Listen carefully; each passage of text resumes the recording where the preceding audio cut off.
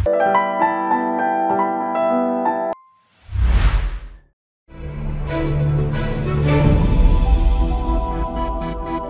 যাচাই করবে।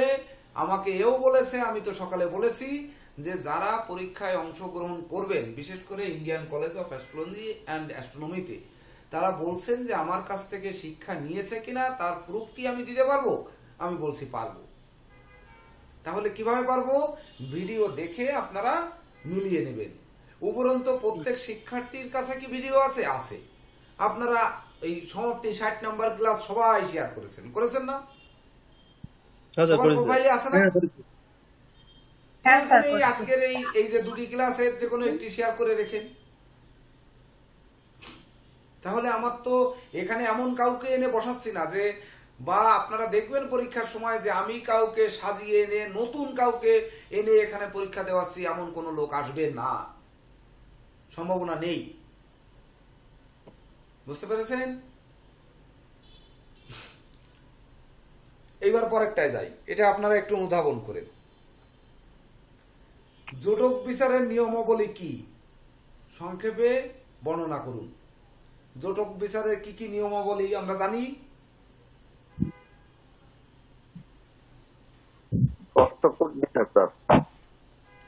অষ্টকূটের সঙ্গে আর কি কি দেখতে হবে?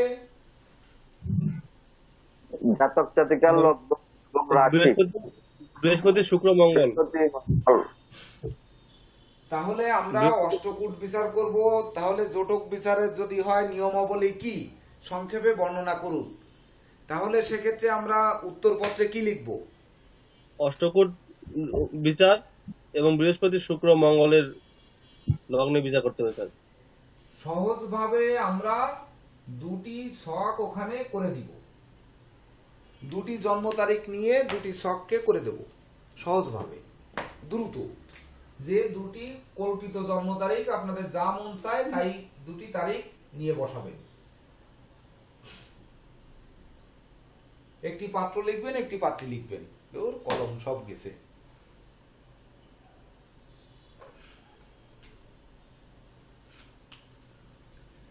তো একটি আমরা পাত্র লিখব, একটা পাত্রী লিখব। যে কোনো একটি জন্ম তারিখ হয়তো দিব 10/5/2001। এখানে হয়তো দিলাম 12/8/1998।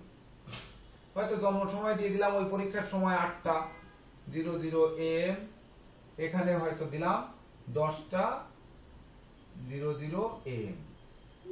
এইবার এর অষ্টকূটটাকে আমরা সাজিয়ে দিতে পারবো না? আর তার বৃহস্পতি, শুক্র এবং মঙ্গলের অবস্থান সাপেক্ষে ব্যাখ্যা করে 5টি 10টি পয়েন্ট লিখতে পারবো না? আচ্ছা, পাওয়া যাবে কিন্তু স্যার। আমার একটা প্রশ্ন আছে স্যার, যেহেতু আমরা লাইভ পরীক্ষা দেব, এখানে তো স্যার লাইভ পরীক্ষা দিলে তো আমাদেরকে লাইভ থাকতে হবে এখন স্টিল। তো যারা আমাদের একটা যেটা ফোন আছে, বিষয়টি তাদের জন্য বলছি, সব প্রত্যেকের জন্য কাজে লাগবে। তাহলে আমরা যে হরস্কোপ যদি বের করতে যাই, আমাদের ফোন থেকেই বের করতে হবে, তো ফোনে তো আমরা তো অ্যাপের দ্বারা বের করবো। তো স্যার সেক্ষেত্রে কি উপায় আছে? তো সেই ক্ষেত্রে কি এই 2 ঘন্টার জন্য কারো একটা ফোন ধার নেওয়া যাবে না? হ্যাঁ স্যার, নেওয়া যাবে। তো একটু ধার না নিলে তো আমরা এটিকে ব্যাখ্যা করে সুন্দরভাবে উত্তর দিতে পারবো না। যেমন পরীক্ষার সময় আমি ক্যালকুলেটর কিনতে পারছি, আর ফোন ধার নিলাম, আবার কি তারা দেখে বলবে নাকি আমরা নকল করি? কেন? এটা তো টেনশন থাকে। এখানে তো সফটওয়্যার লাগবেই, না হলে তো 15 মিনিটে আপনি উত্তর দিতে পারছেন না হরস্কোপ তৈরি করতে। সফটওয়্যার ইউজ করব, যদি তারা বলে যে আমরা নকল করছি বা মোবাইল দেখে আমরা নোট করেছি, নোট লিখতাম, কি হয় স্যার? তখন কি করে? সরাসরি তো স্যাররা দেখবেন। স্যাররা যদি এইরকম প্রশ্ন করেন তাহলে এটি কি স্যাররা বুঝবেন না যে আমার 15 মিনিটের ভিতর কিভাবে সম্ভব? হ্যাঁ, দেখবেন না। এমনকি স্যাররা তো এখানে হঠাৎ করে একটি তারিখও দিয়ে দিতে পারে প্রশ্নে, যে এত এত তারিখের জোটক বিচার করুন, দিতে পারে না? হ্যাঁ স্যার, দিতে পারে, অবশ্যই দিতে পারে। আপনারা যে আগে বের করে রাখবেন তা তো বের করে রাখার কোনো সুযোগ নেই। যে ধরেন আগে একটি তারিখ দিয়ে আমরা জোটক বের করে রাখলাম, টপাটপ লিখে দিলাম, তা তো সম্ভব না। কারণ আমাদের ধরে নিতে হবে কিন্তু পরীক্ষার প্রশ্নে অবশ্যই তারিখ সময় উল্লেখ থাকতে পারে যদি এই প্রশ্ন আসে। অবশ্যই অবশ্যই, হ্যাঁ থাকতে পারে, ঠিক। তো আমরা সেক্ষেত্রে লিখতে পারবো তো? পারবো হ্যাঁ স্যার, স্যার। 100%। তবে স্যার একটু আবার একটু এই পয়েন্টটা একটু মনে করেন, মঙ্গলের কত পয়েন্ট যুক্ত করুন। এইবার শুক্র, আমার তো মনে বৃহস্পতি। নেই, আপনারা একটু বলেন। মঙ্গল, শুক্র, বৃহস্পতি কত পয়েন্টটা জানি মনে নাই। আচ্ছা স্যার ঠিক আছে, আমি দেখে খাতা দেখে নিবো, লাগবে না স্যার, নোট খাতা দেখে নেবো। সবাই একটু দেখে নেবেন। ঠিক আছে স্যার, দেখে নিতে হবে স্যার। দেখে নেবো স্যার, অসুবিধা নেই। দেখে নিয়ে পয়েন্টটা একটু গ্রুপে দিয়ে দিয়েন প্রয়োজনে, ঠিক আছে দিয়ে দেবো স্যার। তাহলে সবাই একটু জেনে নেবে। আচ্ছা স্যার। এইবার ধরুন একটি জন্ম তারিখ দেওয়া থাকলো, যেমন হচ্ছে 12/8/1998, সকাল 8টায় জন্ম। তার প্রতিকার কি এবং কেন এই প্রতিকার সেটি বিশ্লেষণ করুন। তাহলে কি করবেন? তখন তো ছক আঁকতে হবে, ছক একে এই গ্রহটাকে কেন ভর দেব, কেন দেব না, দিলে কি হবে, সবগুলো বিশ্লেষণ করে তারপর রেমেডি লিখে দিতে হবে। হ্যাঁ, তাহলে আমরা সেই ক্ষেত্রে কিন্তু একটু মার্কিং করে দেব। কি মার্কিং করব? ধরুন এই 12/8/1998 এর ছক হচ্ছে ধরেন মেষ লগ্ন, লগ্নে ধরেন বৃহস্পতি, ধরেন তৃতীয় মঙ্গল, শুক্র, ধরেন এখানে দিয়ে দিলাম চন্দ্র, এখানে দিলাম রাহু, শনি, কেতু, তারপর আর কি বাকি? 2 3 আর 3 6 7, রবি বুধ। বুধ স্যার, বুধ বুধ রবি আর বুধ, ধরেন রবি দিলাম এখানে, বুধ দিলাম এখানে, ধরেন একটি ছকে আসলোই এইটা। এখন এর প্রতিকার কি ছকে বিশ্লেষণ করতে হবে। তাহলে ছকে আমরা বিশ্লেষণ করতে পারবো না? পারবো স্যার। এই বিশ্লেষণের ক্ষেত্রে মানে আমরা প্রতিকার- বলবো যে উত্তরপত্রে আপনারা একটু মার্ক করে দেবেন এভাবে যে, যেমন মেষ লগ্নের লগ্ন ভাবস্থ বৃহস্পতি, সে ভাগ্য এবং দশমপতি। তো মেষ লগ্নের ভাগ্য এবং দশমপতি বৃহস্পতি লগ্নে অবস্থান করছে, সে কি হবে? মানে প্রথম কথা হচ্ছে কার কার প্রতিকারের প্রয়োজন নেই, তাকে তাকে আমরা প্রয়োজন দেব না, সেটি এইরকম রাউন্ড দিয়ে ক্রস দিব। এখানে কি প্রতিকারের প্রয়োজন আছে? যে দশমে শনি রাহু মেষ লগ্ন সাপেক্ষে আছে না স্যার, প্রতিকার নাই স্যার। না স্যার, এর কোনো প্রতিকার দিয়ে এই জাতকের কিছু হবে? না, হবে না। তো আমরা এখানে ক্রস দিব, মানে এর প্রতিকারের প্রয়োজন নেই, এই দুটি গ্রহের প্রতিকারের প্রয়োজন নেই। এইবার এই লগ্নের তৃতীয় এবং ষষ্ঠপতি বুধ হচ্ছে কি হলো, এটা তো দ্বাদশে হবে, 12 নম্বর ঘর হবে। তো তৃতীয় ষষ্ঠপতি বুধ হচ্ছে দ্বাদশে বসে আছে, পঞ্চম পতিকে সঙ্গে নিয়ে দ্বাদশে বুধাদিত্য যোগ তৈরি করেছে, তার উপর শনি তৃতীয় দৃষ্টি করেছে। দেখেন পড়েছে না, শনি তৃতীয় দৃষ্টি পড়েছে না? হ্যাঁ স্যার। তাহলে এখানে তৃতীয় পতি এবং ওই তৃতীয় এবং ষষ্ঠপতি আর পঞ্চমপতি, তাহলে রবি বুধ মেষ লগ্ন সাপেক্ষে কি? বুধ পাপ আর রবি তো স্যার শুভ। রবি শুভ। তাহলে একটি পাপ, একটি শুভ গ্রহ আর একটি পাপ গ্রহের দৃষ্টি দ্বারা ক্ষতিগ্রস্ত হয়ে বসে আছে, অর্থাৎ বুধাদিত্য যোগের এখানে ফল দিচ্ছে না। তাহলে এখানে না। আমরা ভাববো প্রতিকার দিব কি দিব না, এখানে টিক দেব না কি আমরা ক্রস দেব? রবিকে টিক দেবো স্যার, আর রবিকে তো টিক দিতে হবে। রবিকে স্যার রেমেডি দেওয়া যায়, সেই ক্ষেত্রে দেখতে হবে আর বুধের অবস্থা বহুত কত ডিগ্রি আছে বা কি আছে, আর শনি যে দৃষ্টি আছে। তাহলে আমরা এই ঘরকে আগে কোনো কিছু দেওয়া বাদ দিয়ে কি করি, চতুর্থে বসে আছে শুক্র, তাহলে চতুর্থে শুক্র বসে আছে কেতুকে সঙ্গে নিয়ে, রাহু শনির দৃষ্টি নিয়ে। তাহলে এ জায়গায় শুক্র কেতুর প্রতিকার দিয়ে আমাদের কিছু হবে? কোনো প্রয়োজন নেই স্যার।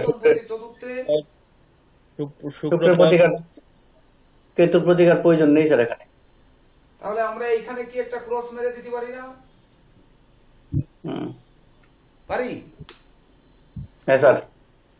পারি স্যার। এইবার চতুর্থপতি চন্দ্র সপ্তমে বসে আছে, শনির দশম দৃষ্টি পড়েছে, এখানে বৃহস্পতিরও সপ্তম দৃষ্টি পড়েছে। চন্দ্রের কি প্রতিকার দরকার?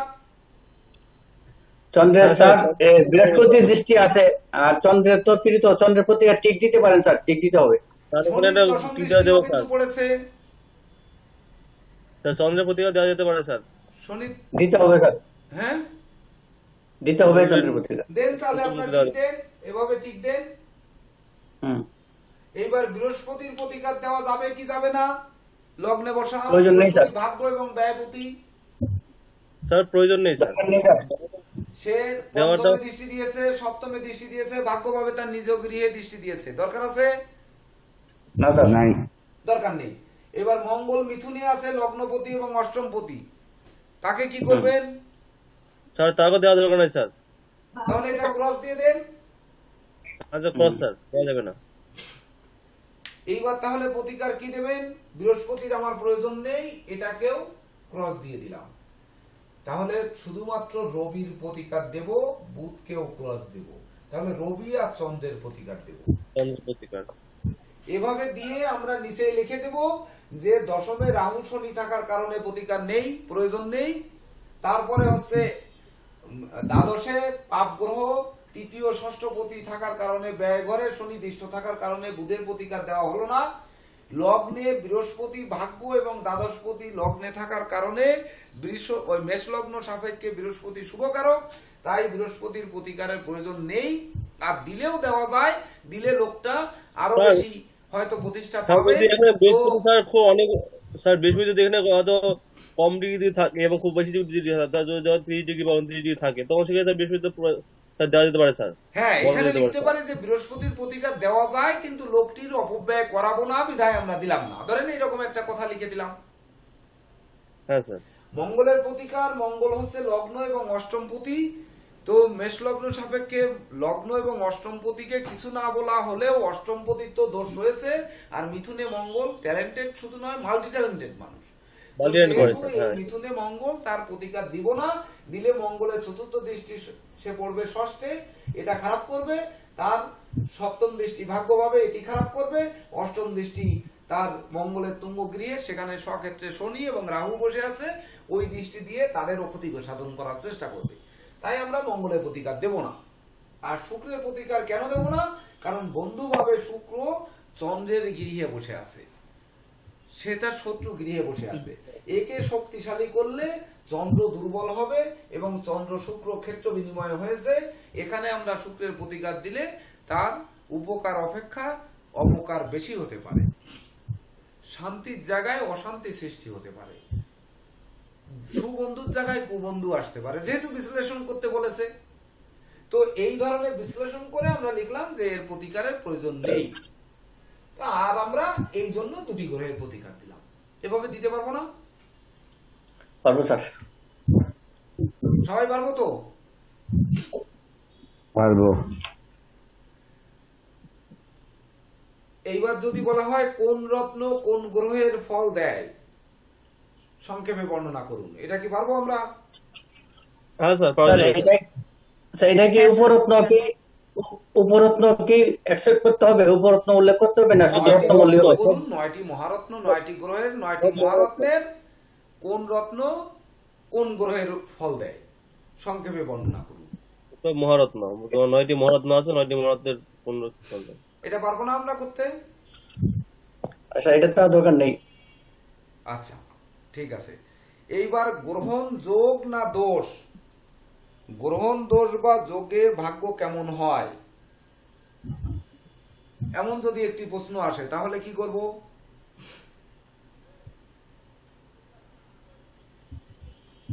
গ্রহণ যোগ না দোষ? এটা কি আপনাদের ক্লাস নেওয়া হয়েছে? হয়নি স্যার, তবে আমার মনে হচ্ছে স্যার এটার মধ্যে রাহুর প্রতি বৃহস্পতির দৃষ্টি রাখতে হবে বা শুভ গ্রহের দৃষ্টি রাখতে হবে। এই গ্রহণযোগ দোষের মধ্যে বৃহস্পতির একটা ভূমিকা থাকবে স্যার। এটা স্যার ক্লাস দেননি এটা স্যার। এখানে একটি প্রশ্ন কিন্তু জটিল প্রশ্ন হয়ে বসতে পারে, এটি একটু ভাবুন যে গ্রহণ যোগ না দোষ। গ্রহণ যদি দোষ বা যোগ হয় তাহলে দোষে ভাগ্য কেমন আর যোগে ভাগ্য কেমন। যদি যোগ না থাকবে, আপনারা গ্রহণের দিনে কিন্তু লেখা থাকে যে অমুক অমুক রাশির দর্শন শুভ, অমুক অমুক রাশির দর্শন অশুভ, লেখা থাকে না? হ্যাঁ স্যার। তাহলে গ্রহণের খালি দোষ ধরলে তো হবে না, গ্রহণের গুণও তো আছে। গুণ না থাকলে অমুক অমুক রাশি কেন শুভ আছে না? হ্যাঁ স্যার। এটা কিন্তু এই ক্লাসটা স্যার দেননি স্যার, এই ক্লাসটা তো এই আমাদের ক্লাসটা দিতে পারে। দেইনি, কিন্তু এই ক্লাসটা যে আজকে যদি ধরা হয় তাহলে তো আর মৌখিকের দিকে যাওয়া হবে না।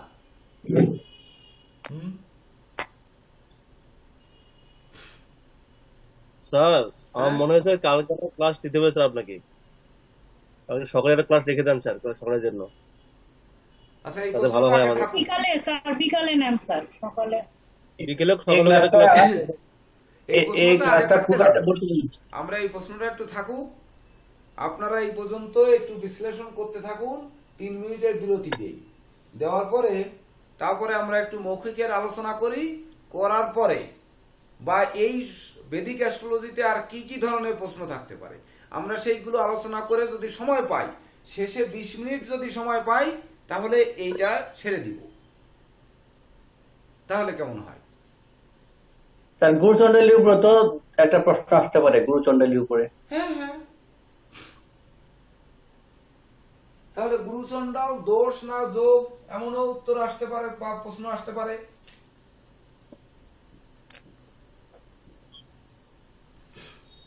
এইবার ধরেন রাহু দৃষ্ট বৃহস্পতি আবার রাহু যুক্ত বৃহস্পতি হতে পারে।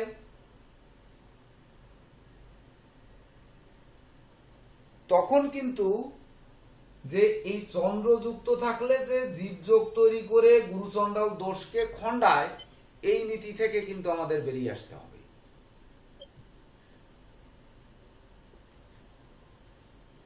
কারণ যে রাহু এখানে থাকলে কিন্তু কেতু এখানে থাকছে। এইবার চন্দ্রযুক্ত বা চন্দ্রদৃষ্ট, তাহলে চন্দ্রের দৃষ্টি পড়লেও কিন্তু গ্রহণ যোগ হয়, আবার চন্দ্র যুক্ত থাকলেও কিন্তু গ্রহণ যোগ হয়। তাহলে এই গুরুচণ্ডাল দোষকে বা কিভাবে যোগে আনবো বা গুরুচণ্ডাল দোষের ফলাদেশ দিতে বলা হতে পারে, তাহলে সেটি আমরা লগ্ন সাপেক্ষে ব্যাখ্যা করে উত্তর দিতে পারবো না। এটা স্যার গুরুচণ্ডাল দুষ্ট বলেছেন, গুরুচণ্ডাল যুক্ত বল আমাদের বলেননি। গুরুচণ্ডাল যুগ কোনটা? তো বৃহস্পতি, ধরেন মেষে রাহু বৃহস্পতি আছে, মেষে রাহু আছে, আর সপ্তমে বৃহস্পতি কেতু আছে। তো বৃহস্পতি কেতু মিলে রাহুকে একটু দমন করতে পারবে, এটা কি যোগ হবে? বৃহস্পতি কেতু যুক্ত হলে যোগ হবে না, কোনোভাবেই যোগ হবে না। কারণ হচ্ছে কি, হ্যাঁ, এটার উত্তর হবে কোনোভাবেই যোগ হবে না। কারণ হচ্ছে ঠিক আছে। একমাত্র চন্দ্রযুক্ত চন্দ্রদৃষ্ট বৃহস্পতি যদি হয় তবেই না সেই গুরুচণ্ডাল দোষ খণ্ডায়, কিন্তু চন্দ্রযুক্ত চন্দ্রদৃষ্ট হলেই তো গ্রহণযোগ হয়, হয় না? স্যার জীবযোগতাও হয় স্যার। হ্যাঁ স্যার গজকেশরী যোগ বা জীবযোগতা হয় স্যার সেখানে আবার। ওই তো জীবযোগ হয়, তা সেই জীবযোগে ধরেন এই দিনই গ্রহণ পড়লো, তাহলে কি হবে? রাহু স্যার চন্দ্র তাহলে স্যার গ্রহণযোগ স্যার খণ্ডন হবে স্যার, কমবে স্যার। কমবে। তার মানে গুরুচণ্ডাল দোষ যে চলে যাবে তা নয়, একটু শান্ত হবে। শান্ত হবে। বা ওই যে গ্রহণের মধ্যে শুভ আছে যেটা বললেন, সে গ্রহণের মধ্যে শুভ মানে কি বৃহস্পতি থাকার কারণে শুভ হলো একটুখানি। এইবার ওখানে কিন্তু লগ্ন অনুপাতে লেখা থাকে না যে গ্রহণ যোগ না গ্রহণ দোষ, রাশি অনুপাতে কোন কোন রাশির দর্শনে শুভ আর কোন কোন রাশির দর্শনে অশুভ, বুঝছেন? শেষে 20 মিনিট সময় পেলে এটা দেব। আর কি ধরনের প্রশ্ন আসতে পারে একটু ই করুন, আমি 2-3 মিনিট একটু বিরতি নিই। স্যার একটু ব্রেক দেন, 5 মিনিটের একটু ব্রেক দেন। হ্যাঁ 5 মিনিটের বিরতি দিচ্ছি। ব্রেক দেন, ব্রেক। ঠিক আছে, ওকে স্যার।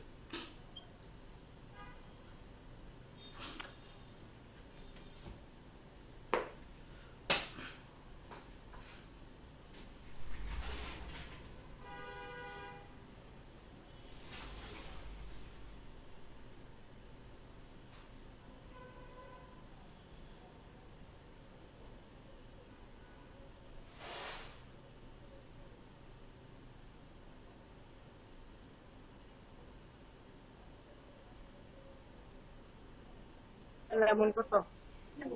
লেমন মরিচের কত? এ লেমন লেমন কিসে 70 টাকা?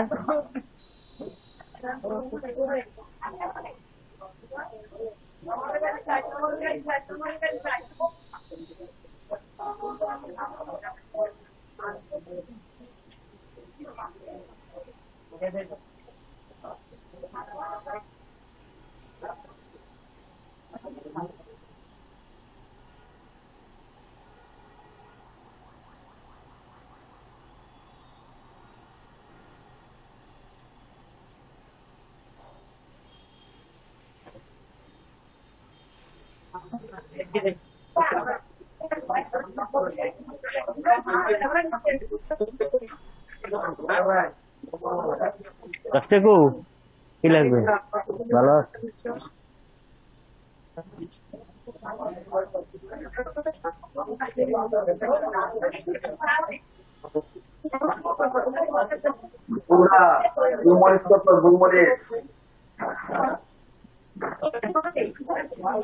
দাদা ভালো আছে? গুলমরিচ কত করে? বুঝতে বাচ্চা তো ভালোই চলছে। এলাচি গুলমরিচ বলে। আরেকবার বলেন। কেমন আছেন? আছি, ভালো আছি। বলছি যে গোলমরিচ আর এলাচি কত বাজার তো চলতেছে, বুঝতে বাচ্চা তো হচ্ছে আপনার।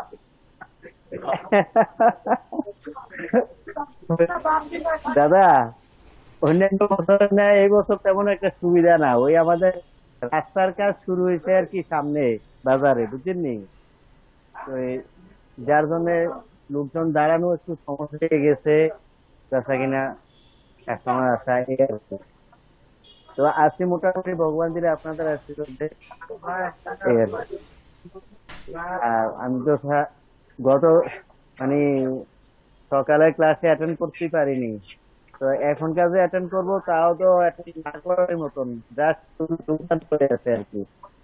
বছরে ঈদ বুঝছেন না, একটু বিজি। ঠিকই আছে, ব্যবসায়ীদের জন্য তো এখন একটা ব্যবসায়ীরা এই সময়ের ব্যাপার। হ্যাঁ হ্যাঁ হ্যাঁ হ্যাঁ। তো আমি তো কোনো কিছু শিখতে পারলাম না, জানতে পারলাম না। সবই পারবেন, টেনশন করেন। পরীক্ষায় খালি বসেন, সব করে দেবেন। না দাদা, আমার দ্বারা হেন কাজ হইবে না সাধারণ।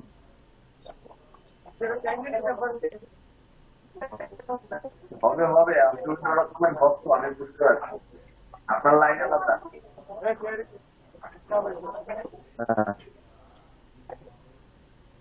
দেখি দাদা, আপনাদের আশীর্বাদ যতটুকু থাকে আর। আজকে দাদা অ্যাটেন্ড করেনি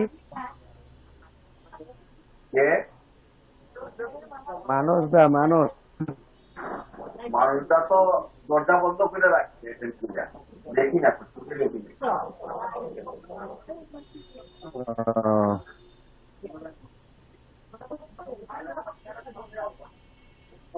এখন সামনে পরীক্ষাগুলা কিভাবে করব কি আমার মাথায় ধরে না।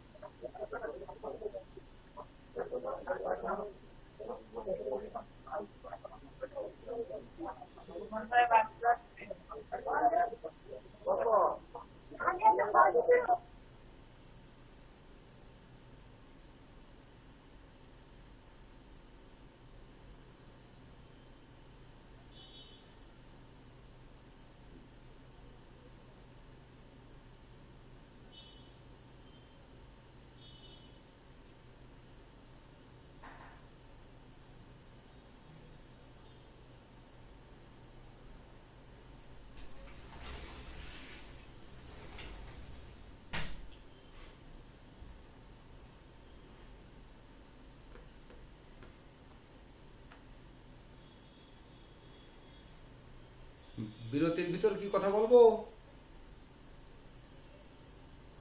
হ্যাঁ স্যার, আমরা অনেকে আছি। যেমন ধরুন সুনন্দা পাল আইস, তারপরে হচ্ছে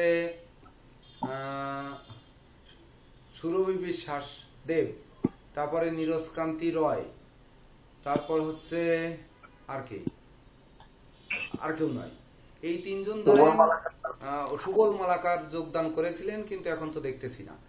ধরেন আপনারা আগে ডিপ্লোমা পাশ করেছেন, তো আপনারা এই Indian college of astrology and অ্যাস্ট্রোনমিতে পরীক্ষা দিবেন কিনা?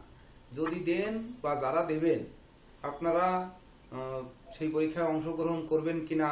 যদি করেন তাহলে আপনাদের জন্য ফর্ম দেওয়া আছে।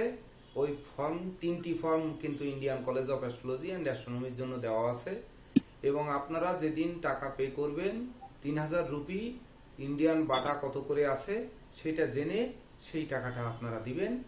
আর বাটার খুব একটা আপ ডাউন করে না, তো সেই অনুযায়ী 3000 টাকায় যে কয় টাকা হয় সেই কয় টাকা পাঠিয়ে দিলে হয়ে যাবে। আর হচ্ছে আমাদের সবার কিন্তু প্রবেশপত্র সংগ্রহ করতে হবে এই মাসের মধ্যে। Indian college of astrology and অ্যাস্ট্রোনমির যারা পরীক্ষা অংশগ্রহণ করবেন তাদেরকে এই মাসের মধ্যে প্রবেশপত্র সংগ্রহ করতে হবে। আর বিএনএস একাডেমির জন্য এই সপ্তাহের মধ্যে, অর্থাৎ আজকে শুক্রবার, বৃহস্পতিবারের মধ্যে যারা বিএনএস একাডেমিতে পরীক্ষা দেবেন তাদেরকে প্রবেশপত্র সংগ্রহ করতে হবে। যারা ইতিমধ্যে ফি পরিশোধ করেছেন তাদের প্রবেশপত্র আজকেই গ্রুপে হয়তো দিয়ে দেওয়া হতে পারে, বা আজকে না হলে কালকে। আরেকটি বিষয় রয়েছে, রোল নাম্বার কিন্তু আমাদের শিক্ষার্থীদের আমরা ধার্য করেছিলাম, মানে রোল নাম্বার নির্ণয় করেছিলাম। যেমন কিশোরী মোহন 15, বা এই কাগজটি আমার কাছে আছে কিনা, সুমন হাজারি 30। তো এই রোল নাম্বারটা স্ব রোল নাম্বার আপনারা তো জানেন, তো আপনারা রোল নাম্বারটা আমার কাছে পাঠিয়ে দেবেন, ওই গ্রুপেই লিখে লিখে পাঠাবেন। তো সেই অনুযায়ী রোল নাম্বারটা নিব। আর হচ্ছে যারা নতুন পরীক্ষার্থী, বিশেষ করে Indian college of astrology and অ্যাস্ট্রোনমিতে যারা শুধুমাত্র পরীক্ষা দেবেন তাদের ক্ষেত্রে কিন্তু ওই রোল নাম্বার, বিশেষ করে যারা যে রোল নাম্বার বাদ পড়েছে আমাদের এখানে, যারা শিক্ষার্থীরা এ পর্যন্ত মানে শেষ পর্যন্ত ক্লাসে যাননি, এখানে যদি ঢুকিয়ে দেওয়া হয় তাহলে সেক্ষেত্রে আপনাদের কোনো আপত্তি আছে কিনা। বিশেষ করে এই কথা জিজ্ঞেস করা হচ্ছে সুনন্দা পালাইসকে এবং নীরজ কান্তি রয় বাবুকে, তারপরে সুবল মালাকার বাবুকে, ও সুরভি বিশ্বাস ও নীরজ বাবু তো রোল নাম্বার এখানে আছেই নির্ধারণ করা। তো যেমন সুনন্দা পাল এবং কিশোরী মোহন, কিশোরী মোহন, আমার রোল তো এক ছিল, তাহলে কি একই থাকবে? হ্যাঁ, আমার রোল এক ছিল, আগেরটাই কি থাকবে? থাকবে, যার যে রোল নাম্বার আছে সেটি থাকবে। আমি বলছি যে নতুন যারা শুধুমাত্র Indian college of astrology and অ্যাস্ট্রোনমিতে পরীক্ষা দিবেন, আগে ডিপ্লোমা দিয়েছেন, তারা বিএনএস একাডেমিতে পরীক্ষা পুনরায় দিবেন কি দিবেন না, মান উন্নয়ন পরীক্ষা, এটিরও একটি মানে ফাইনাল সিদ্ধান্তে আসতে হবে।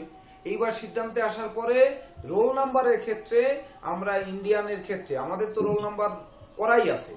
তো যেমন সুনন্দা পাল আইস, সুবল মালাকার, বা ধরুন যেমন ওই শুভ্র মালাকার পরীক্ষা দেবে, তো ইনাদের রোল নাম্বারটা আমি কিভাবে নির্ধারণ করব? তো আমি কি গ্যাপে দিয়ে দিতে পারি আপনাদের অনুমতি সাপেক্ষে, অথবা দেখা যাচ্ছে এর ভিতর তো আর ক্লাস হবে না, আমরা তো এর ভিতর আর রোল নাম্বার নির্ণয় করতে পারবো না, সেক্ষেত্রে আমরা কি করব? আপনাদের পরামর্শ নিতে চাচ্ছি। এক্ষেত্রে সুনন্দা পাল আইস, আপনি যদি সহযোগিতা করেন তাহলে আপনি সহযোগিতা করলে মনে হয় বেশি ভালো হবে। নমস্কার স্যার। স্যার এক্ষেত্রে আপনি যেভাবে মানে ভালো মনে করেন ওভাবে দিয়ে দিলেই হবে স্যার, মানে গ্যাপে হোক বা যেভাবে দেওয়া যায় আর কি। মানে ইন্ডিয়ানদের কাছে তো অবশ্যই সিরিয়াল অনুযায়ী রোল নাম্বার দিতে হবে। আমাদের যে কয়জন পরীক্ষার্থী সেই কয়জন অনুযায়ী সিরিয়াল অনুযায়ী রোল নাম্বার দিতে হবে।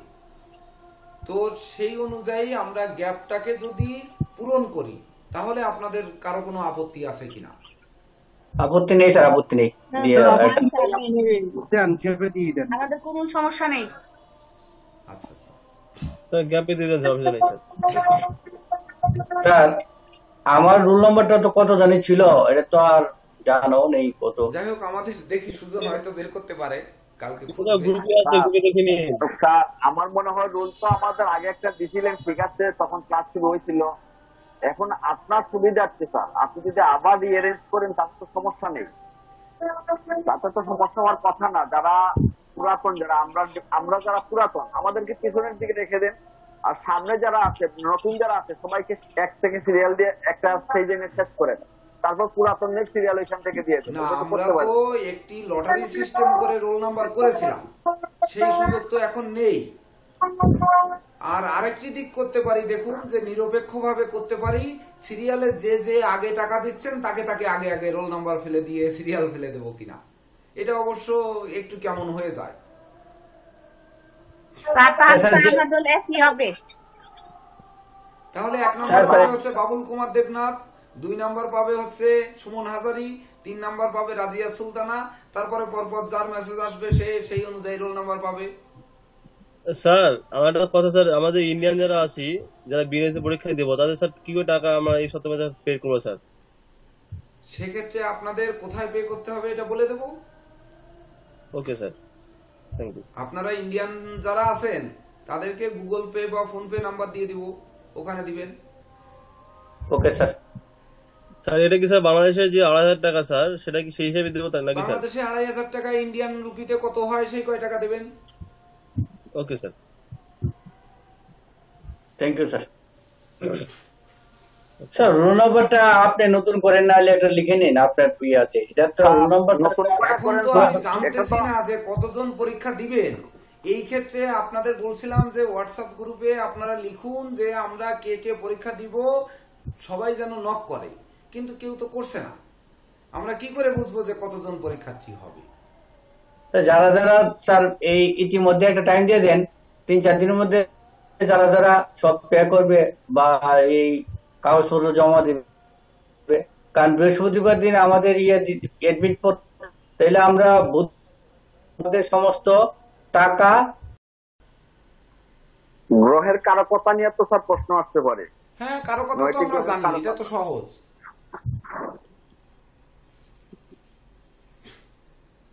বা রুম নিয়ে আসতে পারে, কি প্রশ্ন আসতে পারে নাকি? হ্যাঁ স্যার, এবার স্যার মৌখিক যান, মৌখিক। তাহলে আমরা মৌখিক একটু টাচ দিয়ে যাই দ্রুত। এটা কিন্তু একটু দ্রুত বুঝে নিতে হবে যে কি ধরনের প্রশ্ন আসতে পারে, করতে পারে। তারা কি করবে এটা তো ভাবা খুব কষ্ট, কিন্তু আরেকজনের মনের কথা ভাবা খুবই কষ্ট। তারপরেও একটু আমরা দ্রুত টাচ দিয়ে যাব। যেমন ধরুন হস্তরেখার ক্ষেত্রে মার্ক কিন্তু 25, বেদিক অ্যাস্ট্রোলজির মার্ক মৌখিকে 25, নিউমারোলজিতেও কিন্তু 25। তো সেই ক্ষেত্রে 25 মার্ক যেহেতু মিনিমাম একজন স্যার 5টি, মানে 5 জন স্যার যদি থাকেন 5টি প্রশ্ন করবেন, 5×5=25। এমন হতে পারে যে 4 জন স্যার আছেন 2টি করে প্রশ্ন করলেন, এমন কিন্তু থাকতে পারে। কয়জন স্যার থাকবে জানি না, আমি এই ব্যাপারে কিন্তু আমি আলোচনা করিনি। তো সেই যে প্রশ্ন করতে পারে, ধরেন পামিস্ট্রিতে কি ধরনের প্রশ্ন করতে পারে, যেমন হয়তো করলো যে বিবাহ রেখা কোথায় থাকে। 2-3টি বিবাহ রেখা মানেই কি 2-3টি বিবাহ? আমরা এর উত্তর দিতে পারবো না? না, এই তো পারবো। হৃদয় রেখার নিচে করাতের মতো রেখা থাকলে কি হয়, পারবো উত্তর দিতে? পারবো। তারপরে হৃদয় রেখার ঊর্ধ্বগামী রেখা শুভ না অশুভ, এটি উত্তর দিতে পারবো? শুভ। হ্যাঁ। তারপরে হৃদয় রেখায় জব, তিল, ক্রস চিহ্ন থাকলে কি হয়, উত্তর দিতে পারবো?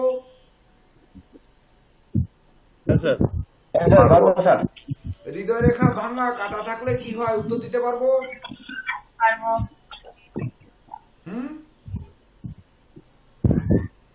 শিরোরেখা মঙ্গলের ক্ষেত্রে গিয়ে জব চিহ্ন হলে কি হয়, উত্তর দিতে পারবো? দেন, এটার একটু উত্তর দেন। শিরোরেখা মঙ্গলের ক্ষেত্রে গিয়ে জব চিহ্ন হলে কি হয়, উত্তর দেন। শিরোরেখা মঙ্গলের ক্ষেত্রে গিয়ে হইলে স্যার, এটা তো স্যার দুর্ঘটনাই বোঝায়, এবং তার মস্তিষ্কেও আঘাত আসতে পারে, এবং তার মস্তিষ্কের জন্য জায়গা সম্পত্তিও হারাতে পারে। হ্যাঁ, তাহলে মঙ্গলের ক্ষেত্রে যে কোনো রেখা মানেই অশুভ, এটা কিন্তু আমরা বলেছি। আর মঙ্গলের জব শিরোরেখার মাথায় জব মানে রাহু মঙ্গলের জ্যোতি, রাহু মঙ্গলের দৃষ্টির মতো ফল দেবে, অর্থাৎ এটি অশুভ ফল দেবে। বিশেষ করে জমি জমা সংক্রান্ত, দুর্ঘটনা সংক্রান্ত, রাগজেদ সম্পর্কিত, মারামারি লাঠালাঠি সম্পর্কিত এই ধরনের অশুভ দিক আসবে। এটি কিন্তু উত্তর আমরা দিতে পারবো। স্যার ভাইয়ের ব্যাপারটা আসতে পারে স্যার, যেহেতু এখানে মঙ্গল, ভাইয়ের আরে এটা তো মৃত্যু, বেদিক ভাইয়ের অ্যাস্ট্রোলজিতে দুর্ঘটনা। হবে না, মঙ্গল দিয়ে ভাই হতে পারে তৃতীয় পতি হলে, হাতের রেখায় ভাইয়ের ক্ষেত্রে আসবে কেন? আচ্ছা ঠিক আছে। এইবার শিরোরেখা ভাঙা থাকলে কি হয় আমরা বলতে পারবো না।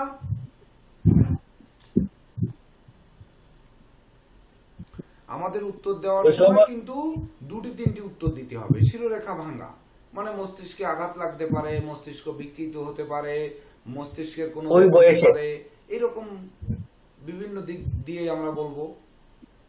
স্যার ওই বয়সটা কি উল্লেখ মানে ওই বয়সে এটা তো বলে দিতে হবে। বয়স উল্লেখ পূর্ব যে শিরোরেখায়, এই তো এখানে একটি হাত আঁকার দরকার এখন।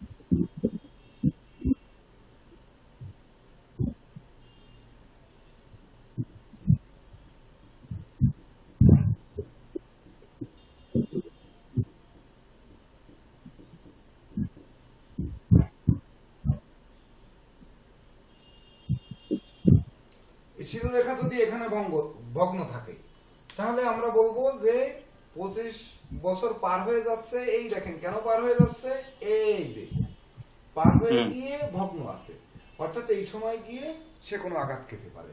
মঙ্গলের ক্ষেত্রে জব মানে আমরা বলেছি যে শিরোরেখায় জব মানে এটি অবশ্যই অশুভ এবং সেটা জমি জমা সংক্রান্ত অশুভত্ব কিন্তু দেবে, এটা কিন্তু মাথায় রাখতে হবে। দুর্ঘটনা, রক্তপাত এগুলো কিন্তু ঘটাবে। এইবার শিরোরেখা আয়ুরেখার সঙ্গে যুক্ত থাকলে কি হয় আর আয়ুরেখার সাথে মুক্ত থাকলে কি হয় এটা আমরা জানি না। জানি স্যার, জানি স্যার। সুন্দর। তারপরে হচ্ছে রাহু রেখা হাতের কোথায় থাকে এটা আমরা জানি। হ্যাঁ স্যার জানি স্যার। হ্যাঁ স্যার জানি। রাহু রেখা যদি শিরোরেখাকে কর্তন করে তাহলে কি হয়? বাইরে থেকে সমস্যা আসে জাতকের, শত্রু আঘাত খেতে পারে, শত্রু কর্তৃক আঘাত খেতে পারে, ষড়যন্ত্রে আটকে যেতে পারে, এরকম কিছু দিই। মাথাও তো স্যার, মাথার মধ্যেও স্যার বিকৃতি হতে পারে, রাহু মাথাও বিকৃতি হতে পারে। এইভাবে উত্তর দিবেন। বা রাহু রেখা যদি হৃদয় রেখাকে কর্তন করে তাহলে কি হবে? ওই বয়সে জাতক মানসিকভাবে পীড়িত হতে পারে, আঘাত পাবে, এটা শুভ নয়। হৃদয় আঘাত পাবে, অশুভ হৃদয় আঘাত। এটা তো স্যার হৃদয় আঘাত, রাহু বুধকে আঘাত করে, এই সময় বুধ বিকৃতি হতে পারে এবং তার হৃদয় ব্যথা পেতে পারে, তার বিকৃতি হতে পারে। আরো লোকে কথা বলেন কিন্তু আপনারা এবং ভালো করে অনুধাবন করেন। তারপরে রাহু রেখা যদি আয়ু রেখাকে কর্তন করে তাহলে ওই বয়সে দুর্ঘটনা করতে পারে, কোনো অ্যাক্সিডেন্ট হতে পারে, কোনো অপারেশন লাগতে পারে, মানে শরীরের উপর দিয়ে কোনো আঘাত যেতে পারে। আচ্ছা, তারপরে হচ্ছে রাহুর ক্ষেত্রে ত্রিভুজ চিহ্ন থাকলে কি হয়? ত্রিভুজ চিহ্নের স্যার অভিমুখ দেখতে হবে, কোন দিকে অভিমুখ। এই তখন যদি ঊর্ধ্বমুখ হয় তাহলে তো অবশ্যই শুভ দেবে। যদি মুখটা কোন দিকে, একটি দিকে মুখ দিয়ে তার ফলাদেশ বলতে হবে। যেমন যদি প্রশ্ন আসে রবির ক্ষেত্রে ত্রিভুজ থাকলে কি হয়, এইবার রবির ক্ষেত্রে ঊর্ধ্বগামী ত্রিভুজ এই হয়ে আছে, আর হচ্ছে অর্ধগামী ত্রিভুজ এই হয়ে আছে। অধোগামী ত্রিভুজ তেলের কাপ বলেছিলাম, আর ঊর্ধ্বগামী ত্রিভুজ মানে সে উপরের দিকে নাম যশ খ্যাতিতে উঠবে, আর নিম্নগামী ত্রিভুজ মানে নিচের দিকে সে নামবে। বুধের দিক থেকে ত্রিভুজ মানে বুধ সংযুক্ত বুধাদিত্য যোগ তৈরি করবে। শনির দিক থেকে ত্রিভুজ মানে শনির ক্ষেত্র থেকে শনি বুধ অ্যাটাক করার চেষ্টা করবে। এইরকম পারবো না এইভাবে উত্তর দিতে? পারবো স্যার। সুন্দর। এইবার হচ্ছে ধরেন রবির ক্ষেত্রে তিল, বৃহস্পতির ক্ষেত্রে তিল, শনির ক্ষেত্রে তিল, বুধের ক্ষেত্রে তিল, মানে যে কোনো জায়গায় তিল থাকা মানেই তো অশুভ। অশুভ। তাহলে সেই ক্ষেত্রগত অশুভ আমরা বলতে পারবো না? পারবো। জব চিহ্ন থাকলেও বলতে পারবো অশুভ, ক্রস থাকলেও অশুভ বলতে পারবো না? হ্যাঁ স্যার। তাহলে 9টায় প্রশ্ন করলে ধরেন তিল, জব, ক্রস, জাল এগুলো প্রশ্ন করলে 4 নং 36টা প্রশ্ন কিন্তু চলে যাচ্ছে। এর সবই উত্তর দিতে পারবো। পারবো তো? পারবো না? এবার আয়ু রেখা থেকে ঊর্ধ্বগামী রেখা শুভ না অশুভ এটা আমরা কি বলতে পারবো? শুভ স্যার। এবার বৃহস্পতির ক্ষেত্রে গেলে কি বলবো, শনির ক্ষেত্রে গেলে কি বলবো, রবির ক্ষেত্রে গেলে কি বলবো? বৃহস্পতির ক্ষেত্রে গেলে স্যার তার এই তার গুরুজনের আশীর্বাদ প্রাপ্ত হবে, মা বাবার আশীর্বাদ পাবে, মা বাবার আশীর্বাদ গুণে সে দৈব বলে এবং দৈব আশীর্বাদ বলে সে যশ প্রতিষ্ঠা পাবে। শনির ক্ষেত্রে গেলে তার জীবনে পরিশ্রম করে দাঁড়াতে হবে, আর রবির ক্ষেত্রে গেলে সে সরকারি সুযোগ সুবিধার মাধ্যমে তার জীবন উন্নতি হবে। এই তো এভাবে আমরা বলতে পারবো না? ভাগ্য রেখা না থাকলে তার ভাগ্য কোথায়, এটির উত্তর দিতে পারবো? কর্মে স্যার। তাহলে আমরা কি কর্মে না উত্তর দিয়ে আমরা বলতে পারবো না যে কোন গ্রহ হাতে শুভ আছে সেই গ্রহ অনুযায়ী তার এই দিক থেকে ভাগ্য সুপ্রসন্ন হবে, এটা বলতে পারবো না? এবং অনুসারে স্যার কর্ম করতে হবে, ওই গ্রহ অনুসারে কর্ম করতে হবে এবং ওই কর্মটা ওই গ্রহটার যে অবস্থান দিকে আছে ওই দিকে কর্মটা তার শুভ হবে, এটাও বলে দিতে পারবো স্যার। বলে দিতে পারবো। সুন্দর। দিকটাকে উল্লেখ করে দিলে ভালো হবে। হ্যাঁ, তাহলে এটি উল্লেখ করে আমরা উত্তর বলবো। আমরা এমন ভাবে মৌখিক পরীক্ষায় এমন ভাবে উত্তর বলবো যে প্রশ্নকর্তা প্রশ্ন করছেন তার দিকে তাকিয়ে আমরা উত্তরটা দিব এবং উত্তরটা যেন উনি সুন্দরভাবে বুঝতে পারেন এভাবে আমরা উত্তর দিব। ঠিক তো? ঠিক স্যার। আমাদের মাননীয় প্রেসিডেন্ট স্যার দেখি যোগদান করেছেন। স্বাগত প্রেসিডেন্ট স্যার। আপনার প্রতিষ্ঠান নিয়ে আলোচনা হচ্ছে, আপনার প্রতিষ্ঠানের শিক্ষার্থীরা পরীক্ষা দেওয়ার জন্য আগ্রহী।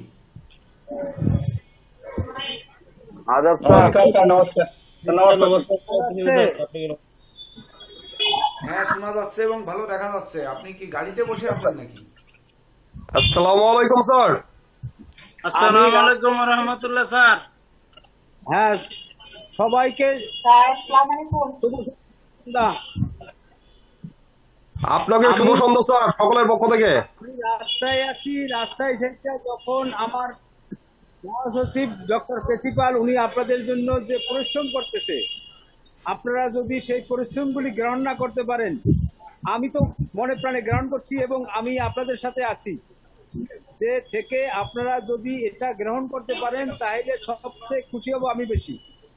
যে যারা আমার শিক্ষার্থী আছেন তারা বিগত পিছনের ব্যাচের যারা আমাদের একাডেমির যারা পূর্বের ছাত্র ছিলেন তারা যদি পরীক্ষা দিতে ইচ্ছুক হন, এটা এই ব্যাচের সাথে মান উন্নয়ন পরীক্ষা দিতে পারবেন, অথবা যদি পরীক্ষা না দেন ইন্ডিয়ার যে কলেজের পরীক্ষাটা আছে এই পরীক্ষাটা আমাদের মহাসচিব ডক্টর প্রিন্সিপাল উনি একান্ত প্রচেষ্টায় আপনাদের জন্য মন খুলে দিচ্ছে, আমার সাথে আলাপ করছে। আমি খুব খুশি হয়েছি যে উনি শ্রমসাধ্যভাবে আপনাদের জন্য যা করতে পারছে এবং করার চেষ্টা করতেছে, আপনারা যদি সেটা গ্রহণ করেন আমার চেয়ে বেশি কেউ খুশি হবে না।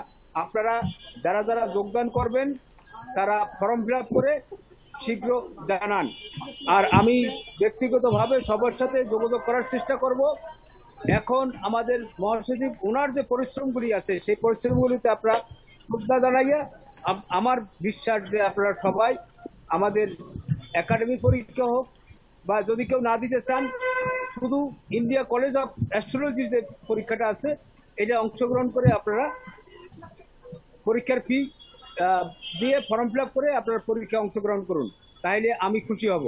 এবং আপনারা সবাই প্রিন্সিপালের সাথে যোগাযোগ করুন, আমার মনে হয় আপনারা সবাই উপকৃত হবেন। কারণ হচ্ছে ইন্ডিয়া একটি পরীক্ষা দিতে গেলে একজন মানুষের মিনিমাম 25,000 30,000 টাকা ফি, যাওয়া আসা খরচ দিয়ে 60,000 70,000 টাকা খরচ হবে।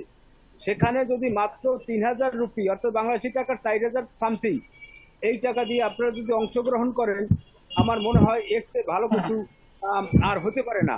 আপনারা সেই সুযোগটা গ্রহণ করলে আমি খুশি হব। আমার কথা শোনা যাচ্ছে তো? হ্যাঁ স্যার, একদম পরিষ্কার শোনা যাচ্ছে স্যার। কিন্তু স্যার ওই ইন্ডিয়ার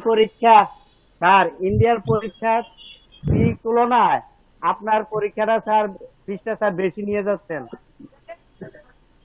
মানে অর্থাৎ প্রত্যেকে গ্রুপে যোগাযোগ করবেন এবং গ্রুপে লেখেন, আর বাকি যারা বুঝতে পারেন না তারা আমার গ্রুপে আমার হোয়াটসঅ্যাপে যোগাযোগ করবেন, ইনশাআল্লাহ আপনাদের উপকার হবে।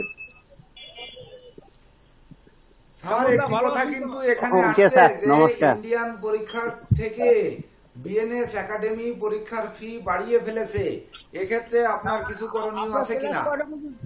আপনার ক্লাস কয়টা পর্যন্ত চলবে? ক্লাস ধরেন আর সর্বোচ্চ আধা ঘন্টা। আচ্ছা ঠিক আছে, আমি পরবর্তীতে আবার যোগদান করার চেষ্টা করব। ওকে, থ্যাংক ইউ। ওকে,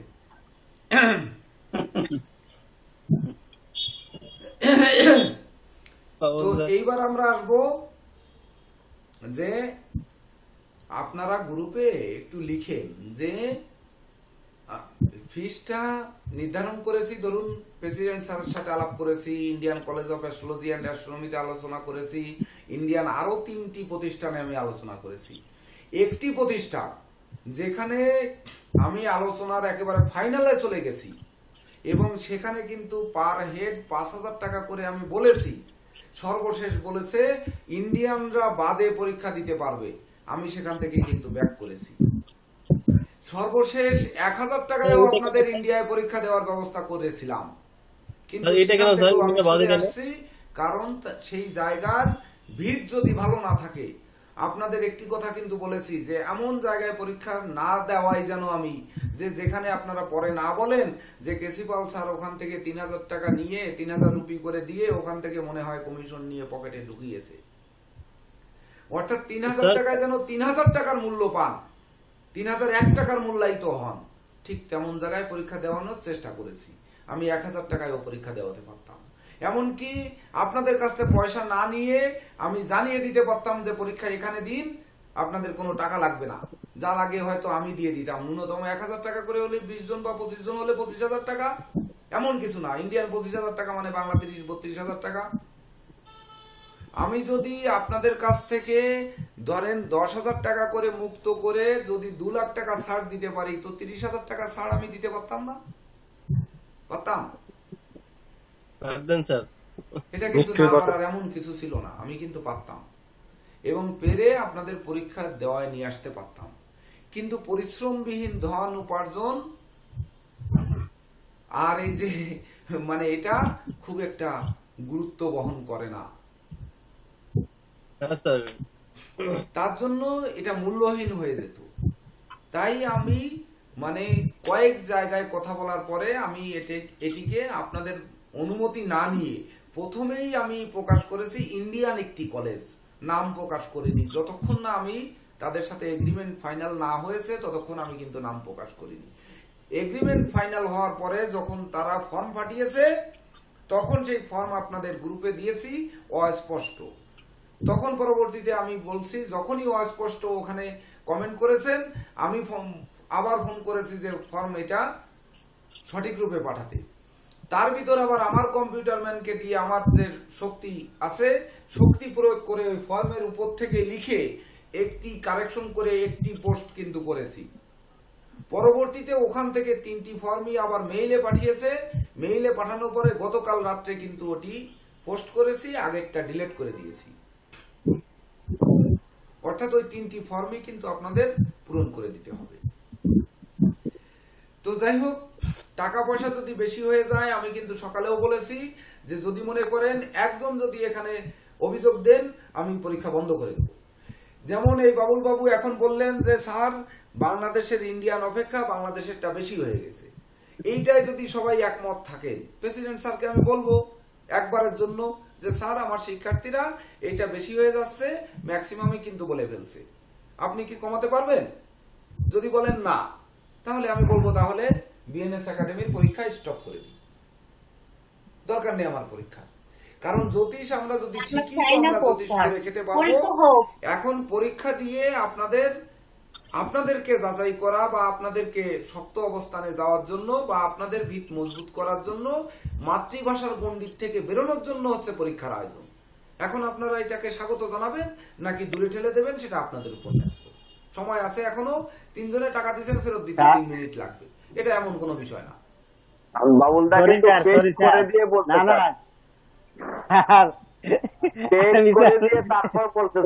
না, উনি সবার আগে করেছেন, উনি সবার আগে টাকা দিয়েছেন, তারপরে বলেছেন পরীক্ষা তো অবশ্যই আমরা দেবো, আমরা পরীক্ষা অবশ্যই দেব। আচ্ছা যাই হোক, সময় কম, এখন আমরা মূল আলোচনায় আসি। এইবার ধরুন তাহলে আমরা কি উত্তর দেব? আয়ুরেখা ভাঙ্গা, আয়ুরেখায় জব, আয়ুরেখায় তিল, সবই তো একই রকম ফল দেবে, তাই না? হ্যাঁ স্যার, হ্যাঁ স্যার, ওই বয়সে তো জাতকের স্বাস্থ্যের হুমকি থাকবে, শারীরিক খারাপ থাকবে। এইবার যদি প্রশ্ন করে যে রবি, মঙ্গল, বুধ, চন্দ্র, শুক্র, রাহু, কেতু, শনির ক্ষেত্রে ক্রস থাকলে কি হয়? ধরেন 9টা প্রশ্ন, 9 সার করলেন। আমরা কিন্তু ক্লাসে করিয়েছি একমাত্র বৃহস্পতির ক্ষেত্রগত ক্রস শুভ, গুজ্জ ক্রস চিহ্ন শুভ, আর বাকি সব অশুভ। জব চিহ্ন সকল ক্ষেত্রে অশুভ, একমাত্র বৃদ্ধাঙ্গুলির গর্ভে জব থাকলে সেটি শুভ। এটি কিন্তু ক্লাস করিয়েছি। তাহলে বাকিগুলো আমরা শুভ উত্তর, আর মানে বাকিগুলো অশুভ উত্তর, আর বৃহস্পতি আর কেতুর ক্ষেত্রগত ক্রস চিহ্ন শুভ উত্তর আমরা দিব। পারবো তো এটা দিতে? হ্যাঁ স্যার। আচ্ছা, এইবার এই 9টি ক্ষেত্রগত চিহ্ন চতুষ্কোণ থাকলে 9টি প্রশ্ন, রবি, মঙ্গল, শনি, বৃহস্পতি, বুধ, শুক্র, সকল ক্ষেত্রে চতুষ্কোণ চিহ্ন মানে রক্ষা কবচ, সেই ক্ষেত্রে শুভ ফল আনবে। এটা তো আমরা উত্তর দিতে পারবো না? কিন্তু ভেঙ্গে উত্তর দেব যে বৃহস্পতিতে চতুষ্কোণ বা রবিতে চতুষ্কোণ, মানে তাকে ওই রবির ক্ষেত্রে যাবতীয় ঝড় ঝাপটা যা আসবে সেটির থেকে রক্ষা করবে। এইভাবে কিন্তু উত্তর দিব, খালি শুধু শুভ বলে দিব না কিন্তু ওখানে। ঠিক তো? ঠিক স্যার। এবার জব চিহ্ন কোথায় কি ফল দেয় ওটাও আমরা বলতে পারবো তো? এবার স্বাস্থ্য ব্যবসার রেখার ক্ষেত্রে যদি পার্থক্য বলে তা আমরা পার্থক্য দেখায় দিতে পারবো না? হ্যাঁ স্যার, এটা তো সকালে বলেছেন। একটা সেকেন্ড, জব চিহ্ন কি কখনো শুভ ফল দিতে পারে কোন ক্ষেত্রে? বৃহস্পতির আঙ্গুল মানে বৃদ্ধাঙ্গুলের গর্ভে জব চিহ্ন লেখক, গবেষক, সাহিত্যিক, উপন্যাসিক এগুলো করে। এই ব্যতি রেখে কোথাও শুভ ফল দেয় না। এইবার যদি প্রশ্ন করে মার্শাল রেখা কোথায় থাকে, বা ধরুন আয়ু রেখার অনুগামী রেখা কোথায় থাকে, বা ধরেন দৈব রেখা কোথায় থাকে, শনি বন্ধনী কোথায় থাকে, শুক্র বন্ধনী কোথায় থাকে, সলোমন রিং কোথায় থাকে, এগুলো তো আমরা বলতে পারবো না? তারপরে বিবাহ রেখা ঊর্ধ্বগামী হলে কি হয়, নিম্নগামী হলে কি হয়, এগুলোর উত্তর দিতে পারবো না? পারবো স্যার। তাহলে আমরা কি ভাইভাতে পাস করবো না? পারবো স্যার।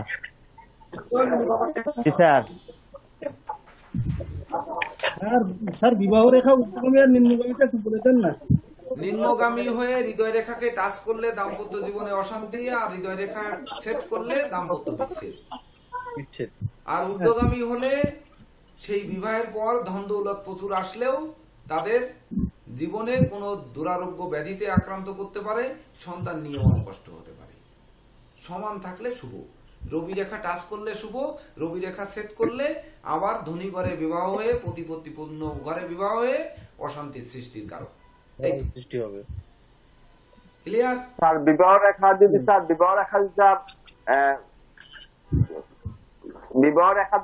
লম্বা হয়ে গিয়ে পেজ দিয়ে স্যার বেঁকে যায়, মানে একদম রাউন্ড তৈরি করে ফেলে, ওইটা কি হবে স্যার?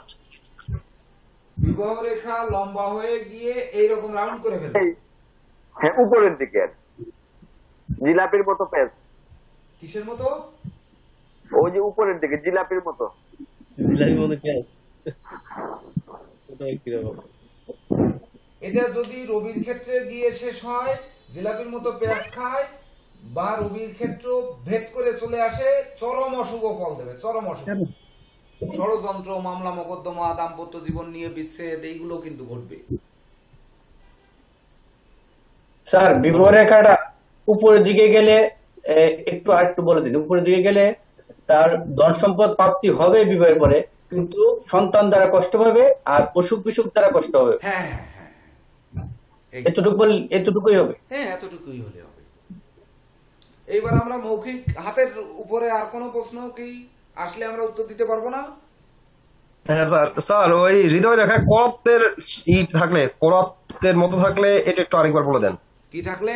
করাতের মতো থাকলে হৃদয় রেখা নিম্নগামী যদি করাতের মতো থাকে শত্রুর আক্রোশ হয়, আর ঊর্ধ্বগামী হলে কোন বরাবর গেছে সেই অনুযায়ী শুভ ফল দেয়। করাত বলতে নিম্নগামী আর কি? ঊর্ধ্বগামী যদি রবির ক্ষেত্রে যায় রবির শুভ দেয়, শনির ক্ষেত্রে গেলে শনির শুভ দেয়, বুধের ক্ষেত্রে গেলে বুধের শুভ দেয়, আর নিচে গেলে এটি শত্রুতার সৃষ্টি করে। এই আচ্ছা, এইবার আসা যাক যেটা নিচের দিকে গেছে স্যার, এটা যদি উল্টো হয় স্যার, আপনি যেভাবে দিয়েছেন তার বিপরীত। এগুলো সব না বিপরীত। না ঠিক আছে, এটা বিপরীত। ঊর্ধ্বগামী রেখা মানেই শুভ। ঠিক আছে স্যার, আপনি যেভাবে চিহ্নিত করেছেন সেটা যদি বিপরীত ভাবে হয়? এই তো বিপরীত ভাবেও দিলাম।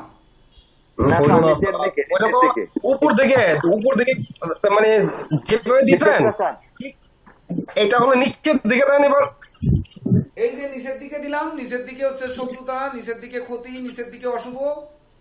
আচ্ছা স্যার, এইবার কিভাবে দেখাই চিহ্নটা একবার করে দেখাতে হবে না, সব গ্রুপে লেখেন, সবার লেখা নিয়ে আবার একটা উত্তর প্রয়োজনে দিয়ে দেব। রাত কিন্তু 9টা বেজে যাচ্ছে। স্যার উনি বলতে চাচ্ছেন নিম্ন লেখা যে সামনের দিকে দিয়েছেন, আর পিছন দিকে যে নিম্ন লেখাটা হয় সেটা স্যার এদিকে হ্যাঁ এদিকে হ্যাঁ নিম্নগামী রেখাগুলো স্যার এদিকে যদি হয় সেটাই বলছে। হ্যাঁ ওটা বলতে চাচ্ছি। এর শুভ কি হবে? অশুভই হবে। ঊর্ধ্বগামী শুভই হবে, একই হবে। তাহলে তো আচ্ছা। আর এটা যদি স্যার শিরোরেখার আয়ু রেখা দিয়ে এইরকম হয়, শিরোরেখার আয়ু রেখা যুক্ত এইখানে যদি হয়, শিরোরেখা এবং আয়ু রেখা যুক্ত এখানে, হ্যাঁ এখানে ঊর্ধ্বগামী আর এখানে নিম্নগামী, হ্যাঁ দুটোই অশুভ হবে, কেননা রাহুর ক্ষেত্র থেকে রেখা বেরোনো মানেই তো অশুভ। আচ্ছা ঠিক আছে। ওইটা স্যার রাহুর ক্ষেত্র থেকে শুক্র এসে টাচ করতেছে। আমি একটু সংক্ষেপ করি আর আপনারা অনুধাবন করে নিয়েন, ঠিক আছে? কারণ হচ্ছে পেরে উঠতেছি না কিন্তু। স্যার যদি এরকম প্রশ্ন আসে স্যার যে হাতে উল্টা বীজ দেখে কি ভাগ্যটা বিচার করা যায়? হ্যাঁ, তা তো আপনাদের ক্লাস নেওয়া হয়েছে, আপনারা বলতে পারবেন না? তাছাড়া যদি প্রশ্ন করে আঙ্গুল সামনে বাঁকা, পিছনে বাঁকা, সাইডে বাঁকা, এদিকে বাঁকা, এগুলো পারবেন না? এগুলো যদি প্রশ্ন করে, ওগুলো তো সকালে ক্লাসেই হলো।